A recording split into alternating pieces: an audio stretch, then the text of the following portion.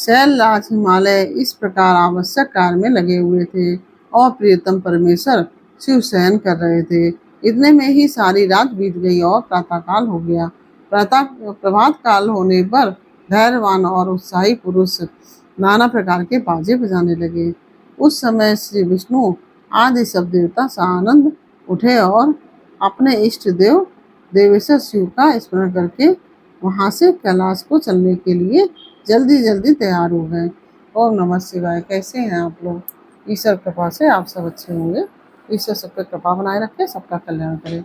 आज हम बताने जा रहे हैं श्री शिव महापुराण के रुद्र संहिता तृतीय पार्वती खंड का 52वां अध्याय, 52 अध्याय। रात को परम सुंदर सजे हुए वासगृह में शयन करके प्रातः काल भगवान शिव का जन्माशय में आगमन। ओम नमः शिवाय, ओम नमः शिवाय, हरि हर भोले नमः शिवाय। गंगाधराय शिव गंगाधराय, हरि हर भोले नमः शिवाय। नमः शिवाय, ओम नमः शिवाय, हरि हर भोले नमः शिवाय। ओम नमः शिवाय।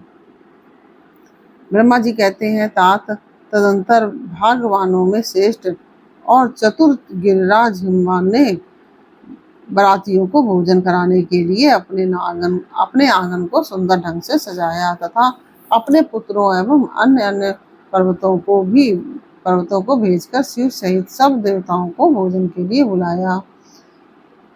जब सब लोग आ गए तब उनको बड़े आदर के साथ उत्तमोत्तम भोज्य पदार्थों का भोजन कराया। भोजन के पश्चात हाथ मुंह धो कुल्ला करके विष्णु आदि सब देवता विश्राम के लिए प्रसन्नता पूर्वक अपने अपने डेरे में गए।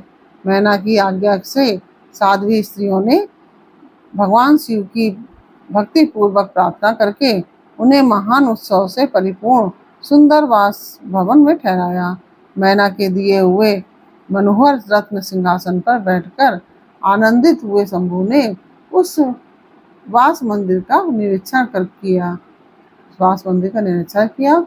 वह भवन प्रज्वलित हुए सैकड़ों रत्नमय प्रदीपों के कारण अद्भुत प्रभा से उद्भासित हो रहा था। वहां रत्नमय पात्र तथा रत्नों के ही कलश रखे गए थे। मोती और माणिक्य से सारा भवन जगमगा रहा था। रत्नमय दर्पण की शोभा से संपन्न तथा श्वेत चवरों से अलंकृत था।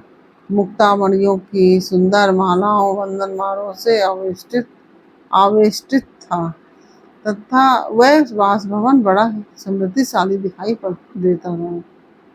उसकी कहीं उपमा नहीं थी।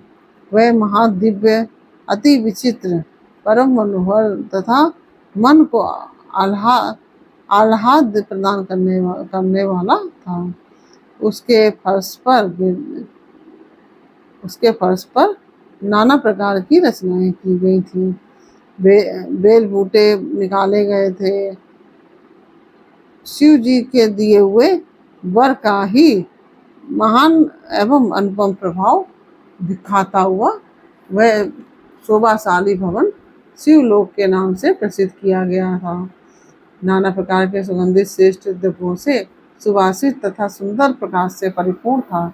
वहाँ चंदन और अगर की सम्मिलित गंध फैल रही थी। उस भवन में फूलों की सेज बिछी हुई थी। विश्वकर्मा का बनाया हुआ वह भवन नाना प्रकार के विचित्र चित्रों से सुसज्जित था। श्रेष्ठ रत्नों की सारभूता मणियों से निर्मित सुंदर हारों द्वारा उस वासगृह को अलंकृत किया गया था। उसमें विश्वकर्मा द्वारा निर्मित कृत्रिम वैकुंठ, ब्रह्मलोक, कैलाश, इंद्र भवन तथा शिवलोक आदि दिख रहे थे। ऐसे आश्चर्यजनक शोभा से संपन्न उस वास भवन को देखकर गिरिराज हिमालय की प्रशंसा करते हुए भगवान महेश्वर बहुत संतुष्ट हुए। वहाँ अति रमणीय रत्न जटित उत्तम पलंग पर परमेश्वर शिव बड़ी प्रसन्नता से लीलापूर्वक सोए। इधर हिमालय ने बड़ी प्रसन्नता से अपने समस्त भाई बंधुओं एवं दूसरे लोगों को भी भोजन कराया तथा जो कार्य शेष रह गए थे उन्हें भी पूर्ण किया। शैलराज हिमालय इस प्रकार आवश्यक कार्य में लगे हुए थे और प्रियतम परमेश्वर शिव ने शयन कर रहे थे। इतने में ही सारी रात बीत गई और प्रातःकाल हो गया। प्रभात काल होने पर धैर्यवान और उत्साही पुरुष नाना प्रकार के बाजे बजाने लगे। उस समय श्री विष्णु आदि सब देवता सानंद उठे और अपने इष्ट देव देवेश्वर शिव का स्मरण करते हुए वहां से कैलाश को चलने के लिए जल्दी जल्दी तैयार हो गए।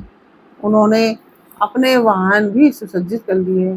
तत्पश्चात धर्म को शिव के समीप भेजा। योग शक्ति से संपन्न धर्म नारायण की आज्ञा से वासगृह में पहुंचकर योगीश्वर शंकर से समयोचित बात बोले। प्रमथ गणों के स्वामी महेश्वर उठिए उठिए, आपका कल्याण हो, आप हमारे लिए भी कल्याणकारी होइए। जनवासे में चलिए और वहाँ सब देवताओं को कृतार्थ कीजिए। धर्म की यह बात सुनकर भगवान महेश्वर हंसे। उन्होंने धर्म को कृपा दृष्टि से देखा और शैया त्याग दी। इसके बाद धर्म से हंसते हुए कहा कि तुम आगे चलो, मैं भी वहां शीघ्र ही आऊंगा, इसमें संशय नहीं है। भगवान शिव के ऐसा कहने पर धर्म जनवासे में गए। तत्पश्चात शंभु भी स्वयं वहां जाने को उद्यत हुए। यह जानकर महान उत्सव मनाती हुई स्त्रियां वहां आई और भगवान शंभु के युगल चरणारविंद का दर्शन करती हुई मंगल गान करने लगी। तदंतर लोकाचार का पालन करते हुए शंभु प्रातःकालीन कृत्य करके मैना और हिमालय की आज्ञा ले जनवासे को गए। उन्हें उस समय बड़ा भारी उत्सव हुआ। वेद मंत्रों की ध्वनि होने लगी और लोग चारों प्रकार के बाजे बजाने लगे। अपने स्थान पर आकर शंभु ने लोकाचारवश मुनियों को, विष्णु को और मुझको प्रणाम किया। फिर देवता आदि ने उनकी वंदना की। उस समय जय जयकार, नमस्कार तथा वेद मंत्रोच्चारण की मंगलदायिनी ध्वनि होने लगी। इसमें सब ओर कोलाहल छा गया। इससे साथ ही यह 52वां अध्याय पूर्ण हुआ। यह अध्याय आपको कैसा लगा यह हमें कमेंट बॉक्स में अवश्य बताइए। अच्छा लगा हो तो वीडियो को लाइक शेयर अवश्य कीजिए। कमेंट में ओम नमः शिवाय अवश्य लिखिए। और यदि आपने हमारे चैनल को सब्सक्राइब नहीं किया है तो प्लीज़ हमारे चैनल को सब्सक्राइब कर लीजिए। बेल आइकन बटन अवश्य दबा दीजिए जिससे कि हमारे आने वाले सारे वीडियोस आपको प्राप्त हो सकें। फिर मिलते हैं आपसे अगले अध्याय के साथ अगले वीडियो में। तब तक के लिए ओम नमः शिवाय। राधे राधे।